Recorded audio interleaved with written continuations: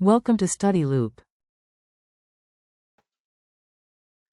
We know that the period depends on the angular frequency. It's equal to 2 pi over omega. And the angular frequency is equal to 2 pi. So the angular frequency is equal to the gravitational constant over the length of the rope, right? So from this equation, we can know that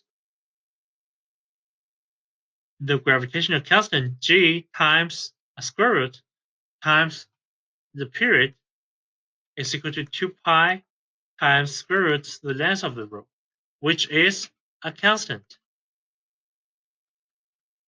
right? So the gravitational constant on Mars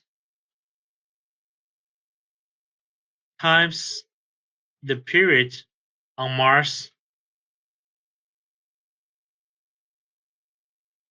here is the square root, and equal to the gravitational acceleration on Earth times the period on Earth, right?